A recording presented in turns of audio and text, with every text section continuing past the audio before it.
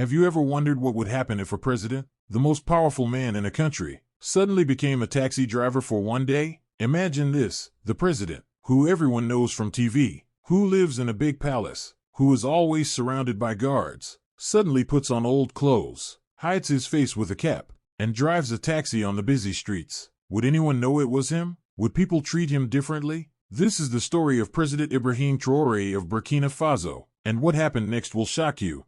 The sun was just rising in Ouagadougou. The city was waking up. People were rushing to work. Taxis were everywhere. But on this day, something strange was about to happen. President Ibrahim Traoré woke up early. He looked out of his window and saw the city moving. He thought, do I really know my people? Do I really understand their pain? He wanted to find out. He wanted to hear real stories, not just reports from his team. So, he made a bold plan. He would become a taxi driver for one day. No guards, no fancy cars, just him, a taxi, and the people.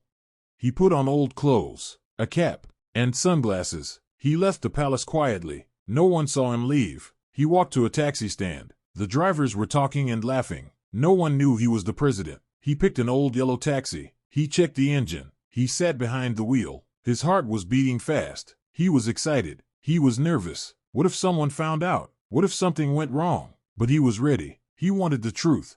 His first passenger was a tired woman with a heavy basket. She waved at the taxi. Ibrahim stopped. She got in and said, "To the market, please." As they drove, she started talking. She said her husband was sick. She worked every day to feed her children. She said, "Life is hard. Prices are high. No one helps us." Ibrahim listened. He asked about her family. He did not say who he was. When they reached the market, she tried to pay. He said, "No, this ride is free." She was shocked. She said, "Thank you, young man. You are kind." Ibrahim felt sad. He knew many people were suffering. He wanted to help. Next, a young man with a backpack got in. He was a student. He talked about his dreams. He wanted to be a doctor, but he was worried. School was expensive. Jobs were few. He said, "Does anyone in power care about us?" Ibrahim asked, "If you were president, what would you do?" The young man laughed. He said, "I would make school free. I would listen to the people." Ibrahim nodded. He dropped him at the university. The student waved goodbye. He did not know he was talking to the president. Ibrahim felt hope. Young people still had dreams. Then, an old man with a cane got in. He was quiet, but soon, he started talking. He told stories about the past. He talked about war and peace. He said, "A good leader eats last and listens first." Ibrahim smiled. The old man said, "Leaders today forget the people." Ibrahim promised himself to remember these words. He dropped the old man at his home.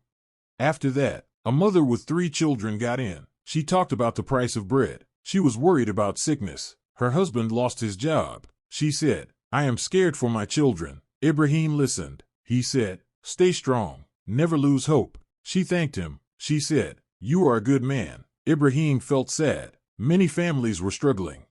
The day was moving fast. Ibrahim picked up many people. Some were happy. Some were sad. Some were angry. A group of young men got in. They were loud. They complained about the government. One said, "If I meet the president, I will tell him he has forgotten us." Ibrahim asked, "What do you want him to do?" The young man said, "Come here. See how we live. Feel our pain." Ibrahim nodded. He said, "Maybe he is listening now." They laughed. They did not know the truth. In the afternoon, a teacher got in. She talked about her students. She said, "We have no books, no lights. How can we learn?" Ibrahim listened. He promised himself to help schools. He dropped her at the school. She smiled at her students. She was tired, but she kept teaching. Later, a businessman got in. He was angry. He said, "The roads are bad. Business is slow. The government must help us." Ibrahim asked, "What do you want to see change?" The man said, "We need leaders who understand us." Ibrahim agreed. He dropped him at his office. As the sun was setting, a little girl and her grandmother got in. The girl was quiet. She asked, "Mister, do you think the president is a good man?" Ibrahim smiled. He said, "I think he tries, but he needs help to know what people need." The grandmother nodded. She said, "We all need to listen more." Ibrahim dropped them off. He felt peace. He had learned so much in one day.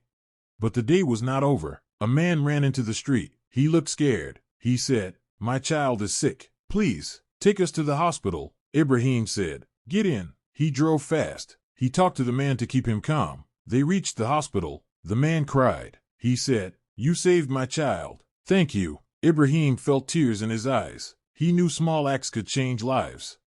Just when he thought the day was done, something shocking happened. A woman got in. She looked at him closely. She said, "You look familiar. Are you?" Ibrahim smiled and said, "Just a taxi driver today." The woman laughed. She said, "You are kind. I wish more people in power were like you." Ibrahim dropped her off. He was glad no one knew his secret. But the city was full of surprises. Soon, a group of schoolboys jumped into the taxi. They were laughing and joking. One boy said, "My father says the president never comes to our part of town." Another boy said, "If I was president, I would build a football field for us." Ibrahim asked, "Why do you want a football field?" The boy said, "We want to play, but there is no safe place." Ibrahim listened. He promised himself to remember. He dropped the boys at their school. They waved and shouted, "Thank you, Mr. Taxi Driver." Next, an old woman with a basket of mangoes got in. She was tired. She said, "I have been selling fruit all day. My feet hurt, but I must work. My grandchildren need food." Ibrahim listened. He asked, "Do you get help from anyone?" She shook her head. "No, I am alone." Ibrahim felt sad. He said, "You are strong." She smiled. "We women must be strong." He dropped her at her home and gave her a free ride. She blessed him and said, "May good things come to you." Then, a young couple got in. They were quiet at first. Then the woman said, "We are getting married next week, but we are worried. Life is hard. We want to start a family, but we have no house." Ibrahim asked, "What do you wish for?" The man said, "We wish for a small home, a safe place for our children." Ibrahim listened. He thought about how many young people had the same dream. He dropped them at the market and wished them happiness.